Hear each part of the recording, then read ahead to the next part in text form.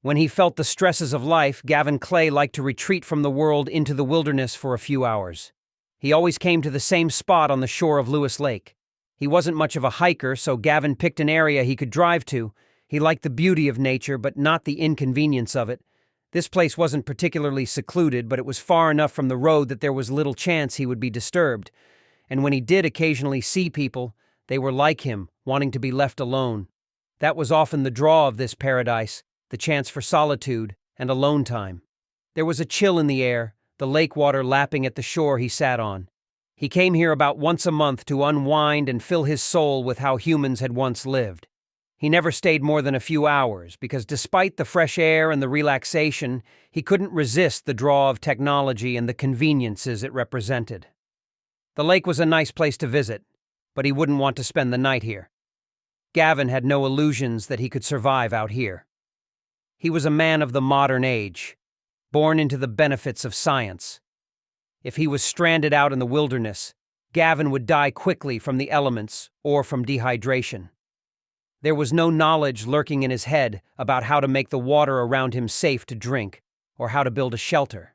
He had no tools and no desire to carry any. He came here to get his fix, and then he would return to comfort knowing that the life of his ancestors was a burden he no longer had to carry. Electricity and sanitation made survival skills obsolete. Within minutes, he could be in his car heading back towards the blissful call of civilization. Gavin's brother was different, a polar opposite. His brother could hunt and fish, went camping regularly deep into the wilderness.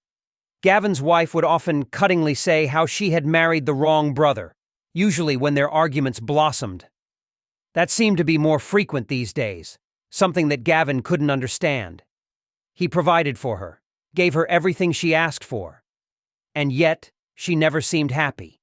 His brother, on the other hand, lived by the seat of his pants. Gavin had a 401k that would see him sitting comfortably in retirement, whereas it was unlikely his brother had anything as simple as a savings account. What the hell was the appeal of adventure if you didn't have a sound financial base to live off? Out in the lake, Gavin barely detected the movement. He ignored it at first, not realizing what it represented. But as more fish rose to the surface, Gavin finally realized that something was wrong. What the hell? The direction of the air shifted ever so slightly, the wind blowing inland off the lake, bringing the faint smell that he instantly recognized. Rotting eggs. It was unmistakable. As more fish began to bob up from the depths, Gavin rose to his feet. He didn't have enough experience to realize the peril he was in. The fact that Yellowstone National Park was on a huge volcanic caldera was not known to him. This was the personification of natural beauty. How could there be any real danger here? Okay, there would be the occasional bear, but not here. The smell grew stronger, and that was when his eyes started to water. On the surface of the water, maybe 20 meters out, bubbles started to rise, the water starting to froth and churn. He rubbed at his eyes, only then noticing that the skin of his hands was starting to itch. Gavin found himself suddenly gagging as a burning spread to his lungs. The air became thick, toxic, and he scrambled away from the water's edge. Beneath the lake, something had given way, allowing the poisonous gases stored there to release. Further out, a plume of steam erupted from the lake's surface, then another. The ground under him trembled, and clawing at his neck due to the lack of oxygen, Gavin collapsed to his knees. The steam cloud expanded rapidly, washing over the shore, washing over Gavin.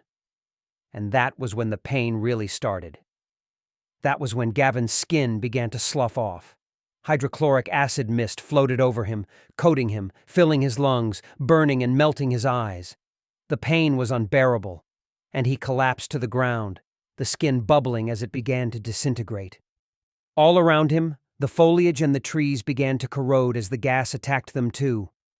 Gavin's lungs gave one last attempt to keep him alive, and instead, he coughed up blood, his throat filling with dissolved lung tissue. Although unpleasant, it was a relatively quick death, the acid sucking all the calcium from his body.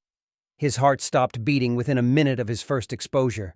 The gas cloud expanded, spreading across the road, killing half a dozen motorists who were unlucky enough to be passing by that spot. and all the time the ground rumbled, warning of its discontent. There was more to come, so much more.